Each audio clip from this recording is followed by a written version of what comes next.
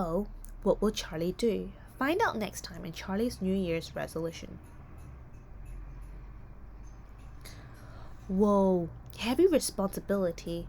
I had to think about that one for another while. I would like to create something beautiful that puts a smile on everyone's face, I finally said. Ah, you are succeeding already, said Auntie. That idea has already put a smile on my face. Well, let's say we go turn over some leaves, starting with ice cream for dinner. Sounds great to me, I said. While walking to the dinner for ice cream with Auntie, I came up with an idea about how I could start my leaf turning New Year's resolution. Okay, it's true, I admit it. I did a lot of things when I was younger that maybe I shouldn't have. Like when I put a dead goldfish into Mr. Green's fish tank. I never thought the other kids in the waiting room would scream, "Dead fish!" so loud. And how was I to know that their scream would get babies crying, moms all jittery, and nurses jumping around like, well, fish out of the water? And technically, it wasn't my fault that the fish tank got knocked over, spilling fishy water and little fishy castles all over the carpet. Then again, you might have done the same thing if you wanted to find out whether a dead fish floats upside down or right side up. It actually floats on its side, which I'll tell you to keep you from making the same mistake that I did. Conversation? said Auntie to me with a wink after Dad had gone upstairs. Dad says that now I am 10 and it's a new year. I need to turn over leaves. He means make some New Year's resolutions. That's a good idea, Charlie. What do you hope to accomplish this year? I had to think about that one for a while. Those are all solid gold, said Auntie, but the world's future is in its youth, like you. So what are you going to do to make the world a better place? First, it's turning over leaves and now it's smelling roses. Was everyone obsessed with plants? Delilah, you are truly Francesca's sister, said Dad. I'm glad of it too, said Auntie. She grabbed the bull by its horns. Whoa, I said. I knew Mom had been a firefighter, but I never knew she had been a bullfighter too. That's when Dad and Aunt Dee laughed and threw their arms around each other. Good to have you back, Dee. Let me take your bags, said Dad. Then he put his dad face back on and said to me, We'll finish our conversation later, Charlie. Remember, also, that I did that when I was 9. Now, I am 10 and in 4th grade, so I have become mature and responsible. Well, that's what my dad says. He wants me to try to be, especially now that it's being a new year. By the way, if you want to be mature, you can say it like Gaty, my great-aunt Tess, mature, which rhymes with door. Not mature, that rhymes with sewer. That's how she said it the other day when she came over for tea.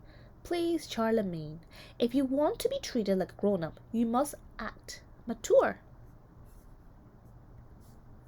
First off, I don't want to be a grown-up for at least another 20 or 30 years. Secondly, I don't like tea, except for the cookies that go with it. The third thing is that I hate that name, Charlemagne. I didn't pick it. My parents did. That name is like, drinking tea out of little white cups with your pinky out. Come to think of it, my third thing should have been my first. But I'm stuck with my name Charlemagne, which I guess I might end up using it in 20 or 30 years. I did pick my name from it, Charlie. That name is more like dunking cookies into hot cocoa, which I adore. Aunt Dee, what did you bring? What did you bring me? I sang out, which I always did when she came back from her travels. It had been her game since I was less mature. Aunt Dee chuckled and handed me a snow globe from the Play World Amusement Park in Sandusky, Ohio. Inside was a model of the Rattler, one of the oldest wooden roller coasters in the United States. I rode that coaster 24 times and it rattled 205 of my 206 bones in my body, Aunt Dee said. Still the same old Dee, said Dad, with one of his sad smile looks. Isn't it time you settled down and stopped to smell the roses? Jimmy, there's just so much to see and far too much to do for that, Aunt Dee said. But let's get back to being mature. Anyway, you said it. It started this morning when Dad came down to breakfast in a grumpy mood. When I asked him what was the matter, he said, I got up on the wrong side of the bed. That's my dad for you, always saying these things that I don't understand. I never even knew there was a right side of a bed. So, I went to Dad's room to investigate. I saw the problem immediately. One side of Dad's bed was up against a wall. I figured he must have banged into that wall trying to get out of bed. And that's what put him in a grumpy mood. If I could just move the bed so there's no wall in the way, then Dad couldn't get up on the wrong side. No more grumpiness. The bed wouldn't budge. I tried bracing myself, but as I pushed against the floor, my feet slipped on the rug, which knocked over the nightstand, which sent Dad's reading lamp crashing to the floor. Charlemagne! Uh-oh. That's never a good sign when Dad calls me by my full name. The one I did not pick. To my study. Now! It's an even worse sign when Dad calls me into his study. That's where he have our talks about stuff that I did that I wasn't supposed to do, and stuff that I didn't do that I was supposed to do. That's when I was saved by the bell, to use another one of Dad's sayings. Except the bell was actually a knock. Actually, knock was a rock-na-na, rock, knock, knock, knock. I'll bet that's Delilah, said Dad. She must have lost her key again. Aunt Dee was here. Aunt Dee was my mom's youngest sister. Aunt Dee lived with us whenever she wasn't somewhere else. At least she had since my mom died. And she was somewhere else a lot since she was an airplane pilot. I hadn't seen Aunt Dee in weeks. No, it means you're getting to an age where you need to be more responsible for your actions. It's time you turned over a new leaf. Why would I turn over leaves? I asked.